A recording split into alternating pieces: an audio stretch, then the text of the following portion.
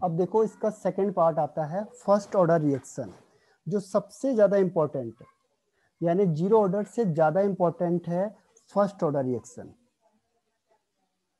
First order reaction, इसमें भी वही तरीका है आपके पास, इंटीग्रेशन मेथड ही बता रहा हूं मैं आपको, इंटीग्रेशन मेथड का फर्स्ट ऑर्डर रिएक्शन। तो आपके पास जीरो एंड फर्स्ट ही है आपके पास। तो इसमें क्या करना है आपने, सपोज करो ये ए है और ये प्रोडक्ट बन गया। अब सपोज करो इसकी इनिशियल कंसंट्रेशन ए है, उसमें हमने ए नॉट मानी थी, यहाँ पे ए माना है। अकॉर्डिंग टू बुक जैसा दिया हुआ है वैसे ही बता देते हैं आपको। जीरो एट स्टार्ट, शुरू में इनिशियल कंसंट्रेशन होगी, प्रोडक्ट तो कुछ होगा नहीं। आफ्टर टाइम टी क्या हुआ,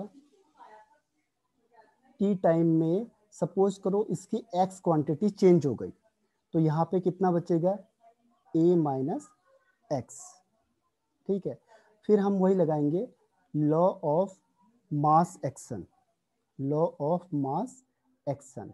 इसके अकॉर्डिंग क्या है देखो कि जो रेट ऑफ रिएक्शन था इज इक्वल टू, यहाँ पे हम कर रहे हैं D x upon D T, यानी change in concentration upon time taken is directly proportional to the remaining concentration.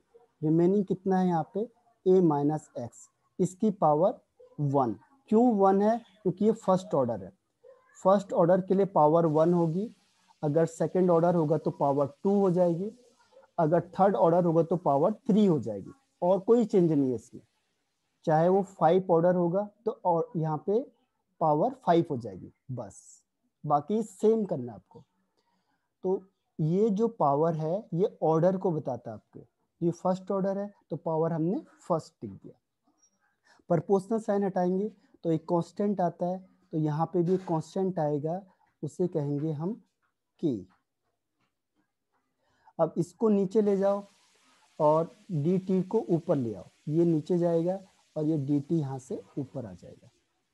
ठीक है, तो इसमें क्या होगा देखो, d x upon a minus x is equal to k d t. अब फिर इंटीग्रेशन लेंगे हम। इंटीग्रेशन का मतलब क्या होता है कि शुरू से लास्ट तक की सारी चीज को बताना। ये मैथमेटिकल टर्म्स होते हैं, टेकिंग इंटीग्रेशन। जैसे आपकी पूरी लाइफ के बारे में बताना, तो आपने जीरो से स्टार्ट किया और यहाँ तक जब पहुंचे तो आपने कितना वर्क किया, तो जो वर्क को निकालेंगे तो हम इंटीग्रेशन के थ्रू निकालेंगे कि आपने शुरू से लेके और अब तक का कितना काम किया, तो निकल जाता है। इंटीग्रेशन लिया हमने, तो यहाँ पे इंटीग्रेशन लेते हैं D x upon a minus x is equal to, constant के लिए इंटीग्रेशन की वैल्यू नहीं होती है क्योंकि कांस्टेंट तो फिक्स है, उस वो शुरू में भी उतना ही रहा होगा, लास्ट में भी उतना ही रहा होगा, तो कोई चेंज तो हुआ नहीं उसमें। टाइम तो क्या है, पहले टाइम जीरो रहा होगा और ये टी तक रहा होगा। ये इनिशियल कंसंट्रेशन ए है और लास्ट में कितना बच गया, ए माइनस एक्स बच गया। तो जब हम इसे सॉल्व करते हैं तो हम फाइनल आंसर निकालेंगे, क्योंकि इसमें बायोलॉजी के भी स्टूडेंट होते हैं और मैथ्स के भी। ठीक है, तो हम डायरेक्ट आंसर लिखते हैं, तो इसका आंसर आता है एल एन। एल एन मतलब natural log A minus x, ध्यान रखना, ये बस इतना याद रख लो, इसको अपॉन में लिख देना एल एन के साथ, और साइन माइनस का होगा बस। इसमें कई बार डेरिवेशन आता है इसका, लेकिन बहुत रेयर पूछा हुआ। इसमें भी न्यूमेरिकल क्वेश्चन सबसे ज्यादा पूछे हुए। इस चैप्टर में से अगर मैं कहूंगा कि सबसे ज्यादा न्यूमेरिकल क्वेश्चन फर्स्ट ऑर्डर से आए, तो इसका देखो minus L N A minus x is equal to, यहाँ से तो डी हटेगा बस, के टी, और एक कांस्टेंट आएगा, इंटीग्रेशन कांस्टेंट आई या सी, कुछ भी लिख सकते हो आप। अब क्या करना है हमने, इनिशियल कंडीशन अप्लाई करना है। किसके लिए, आई की वैल्यू निकालने के लिए मुझे इनिशियल कंडीशन अप्लाई करनी पड़ेगी। कभी भी इस आई की वैल्यू को निकालोगे तो इनिशियल कंडीशन अप्लाई करेंगे, तो एक्स जीरो हो जाएगा क्योंकि शुरू में तो एक्स जीरो रहा होगा और टाइम भी क्या रहा होगा, जीरो रहा होगा। अब इसे यहाँ रखो तो क्या आ जाएगा, इससे वैल्यू आ जाएगी माइनस एल एन ए। देखो ये एक्स जीरो हो गया, ठीक है, एक्स क्या हो गया, जीरो हो गया यहाँ पे, और ये टी भी जीरो हो जाएगा क्योंकि ये दोनों को मल्टीप्लाई करेंगे तो आंसर क्या हो जाएगा यहाँ पे k इंटू 0 प्लस आई, यानी आई की वैल्यू क्या आ गई माइनस ln a। ठीक है, यहाँ तक समझ में आया। इसे इक्वेशन फर्स्ट बना दो, इसको सेकंड बना दो और ये थर्ड बना दो। बस अब हमने क्या करना है, इस आई की वैल्यू को यहाँ पे पुट करना है और आंसर निकाल देना है। एक बार मैं बता देता हूँ, फिर रिपीट अगर पूछना होगा तो दोबारा बताता हूँ मैं, बहुत ध्यान से देखो इसे। अब इस आई की वैल्यू को मैंने यहाँ पे रखा तो क्या हो जाएगा, देखो minus L N A minus x is equal to के T minus L N A. अब इस एल एन ए को कहाँ ले जाओ, दूसरी साइड उठा के ले जाओ, यहाँ से दूसरी साइड चला जाएगा तो क्या आ जाएगा यहाँ पे k t is equal to l N a, यहाँ माइनस था इधर प्लस में हो जाएगा minus L N A minus x. अब देखो इसको मैं शॉर्ट में लिख सकता हूँ l N a upon a minus x. अगर मैंने, आपने लॉग का रूल पढ़े होंगे तो आपने पढ़ा होगा कि m upon n is equal to क्या होता है log m minus log n, उसको हमने शॉर्ट कर दिया। अब t को यहाँ से अपॉन में ले जाओ और ln को log में चेंज कर दो तो क्या हो जाएगा k is equal to 1 upon t ln a upon a minus x. तो ये फॉर्मूला बन गया आपका, यही याद रखना है बस आपने। और ln को log में चेंज करेंगे तो क्या हो जाएगा, यहाँ पे आ जाएगा 2.303 log, बस। तो यही फॉर्मूला जो आपको याद रखना है। रिपीट करूं एक बार, ये आ गया देखना जरा, बताओ मुझे। मेन ये फॉर्मूला है जो जिसमें सारे न्यूमेरिकल क्वेश्चन होंगे, बस बाकी ये कुछ नहीं होता। सिर्फ आपको ये मेन फॉर्मूला याद रखना है, k is equal to 2.303 upon T log a upon a minus x. शुरू में देखो कोई a था, a से प्रोडक्ट बनेगा, इनिशियल कंसंट्रेशन a है, 0 होगी एट स्टार्ट में। आफ्टर टाइम t सपोज इसकी x कंसंट्रेशन निकल गई यहाँ से, ठीक है, तो यहाँ पे बचेगा a minus x after time t। Law of मार्क सेक्शन लगाएंगे कि rate of reaction is directly proportional to the molar concentration of reactant. तो रिएक्टेंट कौन सा, जो रिमेनिंग होगा, जो बचा होगा उसको यहाँ रखेंगे। पावर 1 क्यों किया, क्योंकि फर्स्ट ऑर्डर है। अब इसका रूल खत्म है, इसको कुछ, इसका कुछ है नहीं। अब प्रोपोर्शनल साइन हटाएंगे तो एक कांस्टेंट आता है, यहाँ पे k आ गया, k इज रेट कांस्टेंट। अब हमने इससे क्या किया, एक्सचेंज कर दिया, a माइनस एक्स को अपॉन में ले गए, डी टी को ऊपर ले गए, तो ये हो गया d x upon a minus x is equal to k d t. Integration लेते हैं क्योंकि यहाँ पे हम जब शुरू से लास्ट तक का पढ़ते हैं तो उसे मैथमेटिकल टर्म्स में सॉल्व करना पड़ता है, तो हम इसका इंटीग्रेशन लेंगे। D x upon a minus x का इंटीग्रेशन इज इक्वल टू के, कॉन्स्टेंट का इंटीग्रेशन सेम आता है क्योंकि कोई चेंज होता ही नहीं कॉन्स्टेंट में, शुरू में भी वही था लास्ट में भी वही रहा। टी का होगा इंटीग्रेशन, ठीक है, तो डी टी हो जाएगा। अब इसका इंटीग्रेशन करके, क्योंकि हम यहाँ पे मैथमेटिक्स तो कर नहीं रहे हैं, तो हम डायरेक्ट इसका आंसर लिखते हैं minus L N A minus x is equal to के टी प्लस आई, क्योंकि इंटीग्रेशन निकालेंगे तो एक इंटीग्रेशन कांस्टेंट आएगा, उसे कहेंगे आई। अब कभी भी आई की वैल्यू निकालनी होगी तो हम इनिशियल कंडीशन अप्लाई करेंगे। शुरू में क्या था, एक्स 0 रहा और टाइम भी 0 था, तो हम दोनों को यहाँ पे रख दिया। इसको हम यहाँ रखेंगे तो ये 0 हो जाएगा, तो a माइनस 0 मतलब 0, तो यहाँ पे बचेगा माइनस एल एन ए, और k इंटू 0 मतलब 0 हो जाएगा, तो i की वैल्यू आ जाएगी माइनस एल एन ए। अब इस एल एन ए की वैल्यू को इक्वेशन सेकेंड में रखेंगे, तो यहाँ पे रखने से क्या होगा, minus L N A minus x is equal to के T minus L N A. अब इसको यहाँ माइनस से इधर से दूसरी जगह ले गए तो ये प्लस में हो जाएगा, तो plus l N A minus L N A minus x. अब ये टी यहाँ है, ये दूसरी जगह जाएगा तो ये मल्टीप्लाई में है, नीचे आएगा तो डिवाइड में हो जाएगा। आपको ये बताया था रूल कि l n is equal to होता है 2.303 लॉग, तो अगर एल एन को हटाना है तो उसकी जगह पे लिखेंगे 2.303 लॉग, क्योंकि जब हम कैलकुलेशन करते हैं तो लॉग के टर्म्स में करते हैं, तो इसलिए हमें लॉग में कन्वर्ट करना होता है इसे। तो इसका फाइनल इक्वेशन ये आ गई। बताओ, ये बहुत इंपॉर्टेंट है। प्रीवियस अगर 10 ईयर्स में से 6 to 7 टाइम्स ये पूछा हो गया होगा, इसके बेस पे क्वेश्चन आंसर। फर्स्ट लॉ सबसे ज़्यादा इंपॉर्टेंट है, इसमें पूरे चैप्टर में से सबसे ज़्यादा इंपॉर्टेंट ये फर्स्ट लॉ है। ओके, क्लियर है। अब देखो, इसमें पहली चीज हमने क्या किया, इस फॉर्मूले को याद रखना है। देखो, k is equal to 2.303 upon T log A का मतलब इनिशियल कंसंट्रेशन, यानी ए नॉट भी कह सकते हैं, और ए माइनस एक्स मतलब रिमेनिंग कंसंट्रेशन ए।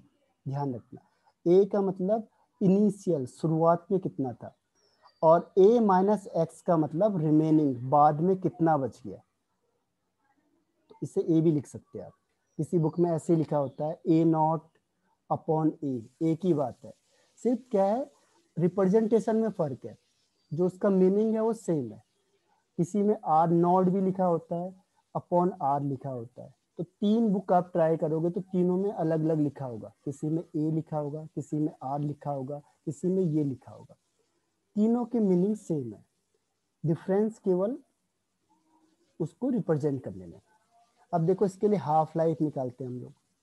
हाफ लाइफ, तो हाफ लाइफ के लिए क्या होगा, t is equal to t half. इसको हटा देता हूँ मैं फिर से।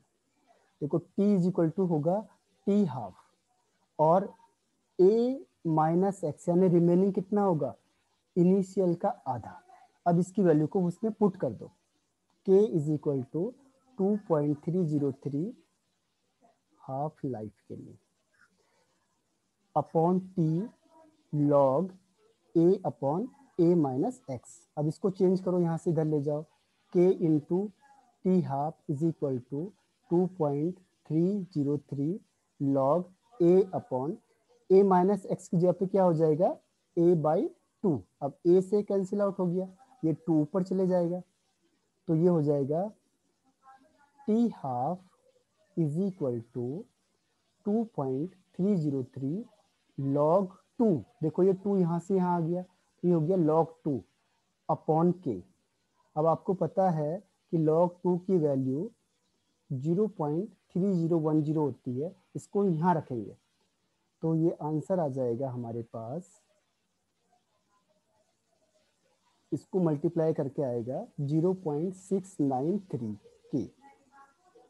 ये दूसरा फॉर्मूला जो हमें याद रखना है। एक चीज और बता देता हूँ मैं आपको, कि जो भी लाइफ, जो भी एज निकाली जाती है, एज वो इस फॉर्मूले से निकाली जाती है।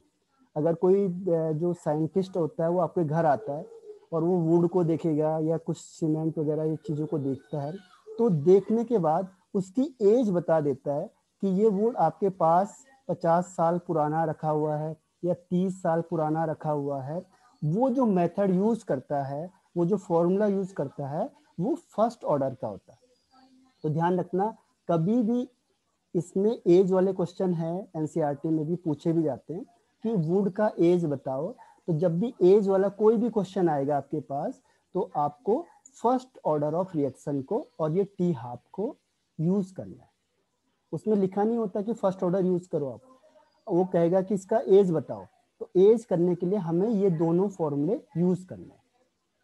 अब इसमें बताओ, इसमें दिक्कत आई, T half is equal to 0.693 upon K. Main ये फॉर्मूला याद कर लो। कोई डाउट किसी को इसमें? Any doubt? ओके, तो देखो, दो फॉर्मूले कौन से याद करने हैं आपको। अब क्वेश्चन क्या पूछेगा, देखो आपसे कि सपोज करो कोई एक वुड है, ये इसका हाफ लाइफ सपोज करो 500 साल है, 500 ईयर्स इसकी हाफ लाइफ, ठीक है। अब ये सपोज करो 10 ग्राम था शुरू में, और अब ये डिसइंटीग्रेट हो गया जब आपने इसको चेक किया, जब शुरू में 10 ग्राम रहा होगा। अब जब लास्ट टाइम में ये आपको मिला केवल 2 ग्राम रिमेनिंग में, तो बताओ कितने टाइम में ये 10 से 2 ग्राम में चेंज हुआ। इसके लिए टाइम पीरियड यही तो निकालते हैं। जब आपने कोई लकड़ी लाओ मार्केट में, तो आपने क्या किया, पेड़ को काट के लाए, तो पेड़ को काटने के बाद और जब मार्केट में आया तो उसमें कितना साल वहां मार्केट में रहा, तो उसको हम कैलकुलेट कर सकते हैं कि कितने टाइम तक वो यहाँ रहा। तो उसकी एज निकल सकती है, एज वही तो होगी एज। तो बोलेंगे टाइम बताओ, यानी एज बताओ, एज मीन्स टाइम। तो हम कैसे निकालेंगे इसको, इसके लिए हम निकालेंगे, देखो अब इसका फॉर्मूला मैं आपको अप्लाई करता हूँ। देखो क्या करना है, पहले k is equal to t half upon sorry t half is equal to 0.693 upon k. T half आपको दिया हुआ है तो यहाँ से k निकल जाएगा, k इज इक्वल टू क्या हो जाएगा 0.693 अपॉन 500 ईयर था, k निकल गया।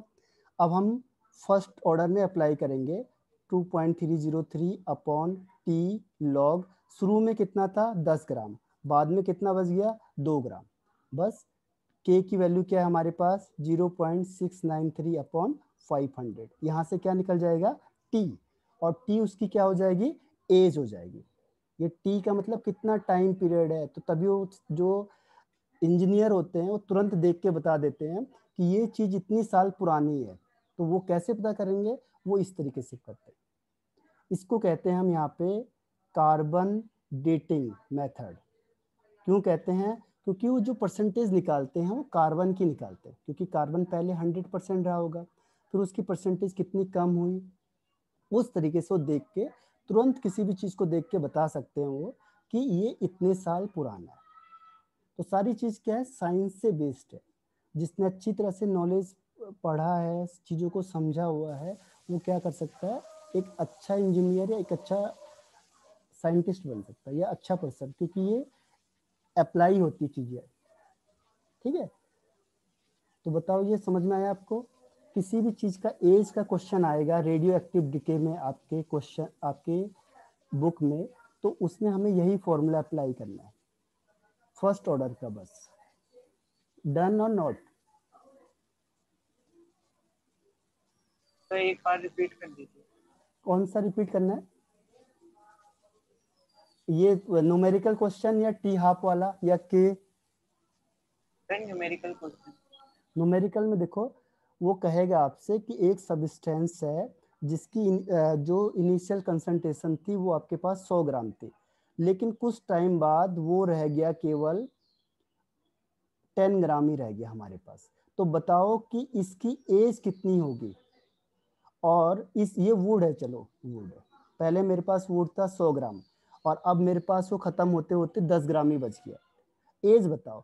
और इस वुड का हाफ लाइफ है जो ये दे दिया आपको 5000 ईयर।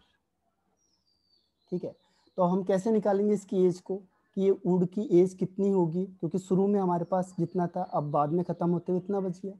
तो हमने क्या किया, सबसे पहले जो टी हाफ है इससे हमें क्या निकालना है, के निकालना है। K is equal to 0.693 upon t half, और टी हाफ क्या है यहाँ पे 5000, तो यहाँ से मुझे के निकल गया। के कांस्टेंट होता है, इसको आप कहीं पे भी रखोगे तो कांस्टेंट ही रहेगा वुड के लिए। तो के की वैल्यू अब हमने क्या करना है, उसको सेकेंड फॉर्मूले में अप्लाई करना है। K is equal to 2.303 upon T log initial concentration upon remaining concentration. अब देखो के की वैल्यू मुझे यहाँ से मिल गई है, इनिशियल कंसंट्रेशन उसने कहा है कि 100 ग्राम था, रिमेनिंग बाद में कितना बच गया, बाद में बच गया 10 ग्राम, और टी का मतलब उसकी एज, वो क्वेश्चन में आएगा एज बताओ, तो एज का मतलब उस टाइम पीरियड, उसको कितना टाइम हुआ, वही तो उसकी एज हो गई। तो ये टाइम हमें निकालना पड़ेगा बस। तो आप इसकी वैल्यू को यहाँ पे रखो 0.693 upon 5000 is equal to 2.303 upon T log 100 upon 10। अब 100 अपॉन 10 मतलब लॉग 10, इसकी वैल्यू 1 आ गई। अब इसको सॉल्व करके आंसर आ जाएगा, तो क्या हो जाएगा t is equal to 2.303 into 5000 upon 0.693। इस तरीके से आप निकाल सकते हो। बताओ क्लियर है? Yes sir. ओके, अब एक चीज मैं आपको देता हूं क्वेश्चन करने के लिए। देखो ग्राफ, ग्राफ मैंने अभी आपको समझाया है, इसे अप्लाई करना है। ग्राफ में देखो k is equal to 2.303 upon T log A not upon A. अब मैं बोलूंगा बताओ ए और टी में ग्राफ बना दो, कैसे बनाओगे? तो आपको क्या करना है, इस ए को कहाँ ले जाना है, या तो इसको लॉग लिख लो, लॉग ए। ठीक है, अब ये लॉग ए और टी में क्या ग्राफ आएगा, पहले आपके पास ये आता है। दूसरा है log A not upon A versus T, इसमें कौन सा ग्राफ आएगा, इसमें स्लोप क्या आएगा, इंटरसेप्ट क्या आएगा, इसको दिमाग लगाओ जरा। तीसरी चीज वो पूछ सकता है आपसे, इसको अपोजिट कर सकता हो या इसको एल एन में दे सकता हो, जरूरी नहीं लॉग लिखा होगा, लिखेगा L N A not upon A. अब इसकी वर्स टी के साथ बताओ। ठीक है, चौथा आपको पूछ लेगा आपसे कि ए नॉट, सॉरी इसमें तो डिपेंड ही नहीं करता है, बस ये तीन ही है, इन्हीं में से क्वेश्चन आएगा। अगर आपके पास प्रीवियस ईयर के क्वेश्चन होंगे, चेक करके देखो आप लोग, तो आपको मिल जाएगा। तो बताओ, ये निकाल लोगे आप ग्राफ, पहला लॉग ए कैसे निकालना, देखो लॉग ए, तो आपको क्या करना पड़ेगा, इसको अलग अलग करना पड़ेगा। कैसे, k is equal to 2.303 upon t. अब देखो डिवाइड में है, अगर मैं इसे अलग अलग लिखता हूं तो क्या हो जाएगा, log A minus log A not minus A लिख सकते हैं हम इसे। जब डिवाइड में है तो इसको अलग कर सकते हैं, जैसे हमने अभी किया था, अभी हमने इसको इस टर्म्स में चेंज किया था, तो हम एक दूसरे को चेंज कर सकते हैं। Log m upon n is equal to क्या हो सकता है, log m minus log n. ठीक है, तो ये रूल याद रखना आपने। अब मुझे ये चाहिए वाई एक्सेस में, क्योंकि ये वाई एक्सेस में चाहिए और ये एक्स एक्सेस में। जो पहले लिखा होता है वो वाई एक्सेस में होता है और जो बाद में लिखा होता है वो एक्स एक्सेस में होता है, ये ध्यान रखना। ठीक, तो अब इसको, ये क्या होगा, ये पूरा मल्टीप्लाई हो जाएगा पहले यहाँ से, ये तो पूरा ग्राफ में इधर है ना, अब इधर मल्टीप्लाई करोगे पहले, फिर उसके बाद डिवाइड करोगे, तो कैसे होगा, k is equal to 2.303 t log A naught, फिर माइनस, फिर ये यहाँ मल्टीप्लाई होगा, फिर इस तरीके से आप इसको, या तो एक काम करो, इसको यहाँ से पहले ही मल्टीप्लाई कर दो, यहाँ हट जाएगा ये, पहले ही कर दो इसे, के टी अपॉन 2.303। अब ये बच जाएगा ए नॉट माइनस लॉग ए। बस अब इसको इधर ले जाओ, इसको उधर ले आओ, तो क्या हो जाएगा, log a is equal to, ये यहाँ से यहाँ जाएगा तो प्लस में हो जाएगा, ये पूरी चीज को उठाओ यहाँ से और इधर ले जाओ, तो लॉग ए नॉट माइनस के टी अपॉन 2.303। अब बताओ कि ए नॉट और ए में, टी में डायरेक्टली प्रोपोर्शनल होगा या इनवर्सली प्रोपोर्शनल होगा, बताओ मुझे रिप्लाई करके। ग्राफ वाला क्वेश्चन इसमें पूछा हुआ है, एक बार आप चेक करके देखो प्रीवियस ईयर के क्वेश्चंस, और पूछता है रिपीटेडली। बताओ, श्रुति, हेमंत सही है, श्रुति, अभिषेक, विनीत, वेरी गुड, बहुत बढ़िया। देखो मेन चीज क्या होती है, एक होता है बिलीव करना, अगर आप टिके रहोगे, पेशेंस से रहोगे तो चीजें आपको आती जाएंगी। कई बार क्या होता है कोई चीज आती नहीं है, लेकिन पेशेंस इज मोर इम्पोर्टेंट। इसमें देखो ये माइनस साइन है तो इनवर्सली प्रोपोर्शनल होगा, तो सबसे पहले हो गया इनवर्सली प्रोपोर्शनल यहाँ तक। अब बाकी से कंपैरिजन कर लो, देखो ये क्या हो गया, y हो गया, ये देखो ये y है, ये mx है, तो स्लोप क्या होगा, देखो स्लोप ये पूरा आ जाएगा यहाँ से, ये देखो, तो स्लोप क्या होगा इसका, माइनस k अपॉन 2.303। और इंटरसेप्ट क्या होगा, देखो ये वाला, ये वैल्यू, ये होगा लॉग ए नॉट, इंटरसेप्ट हो गया लॉग ए नॉट। ठीक है, तो इस तरीके से आपको निकालना है कि ये हो गया, कोई भी क्वेश्चन आ जाए आप इसमें, अब इसको ट्रिक समझ में आ गई है, और ये आना चाहिए कि इसको कैसे हम वाई में ले जाएंगे, जो भी वैल्यूज यहाँ दी है उसको हमने वाई में लाना है, यानी एक साइड लाना है बस, और दूसरी साइड बाकी सबको ले जाओ। तो आप लॉग के और ग्राफ के कोई भी क्वेश्चन सॉल्व कर सकते हो, ए टू जेड, बस आपको फॉर्मूला आना चाहिए। कोई भी फॉर्मूला आ गया तो ट्रिक मैंने आपको ये बता दी है, तो आपको दिक्कत नहीं आने की, चाहे आप कहीं भी ट्राई कर लो, फिजिक्स में, केमिस्ट्री में, चाहे आप पहले के चैप्टर भी ट्राई करके देख लो। कोई डाउट है बताओ इसमें, एनी डाउट? तो इसे ट्राई करके देखो, एक बार नहीं आता उससे दोबारा पूछो, उसे छोड़ना मत बस, अगर आप छोड़ोगे तो आपको चीजें नहीं आएंगी। ठीक है, उस पर लगे रहो, आप पूछो टीचर को 10 बार पूछो, एक बार ट्राई करके देखो, फिर पूछो। तो आप लाइफ में कभी भी पीछे नहीं रह सकते। ठीक है, तो bye bye and have a nice day.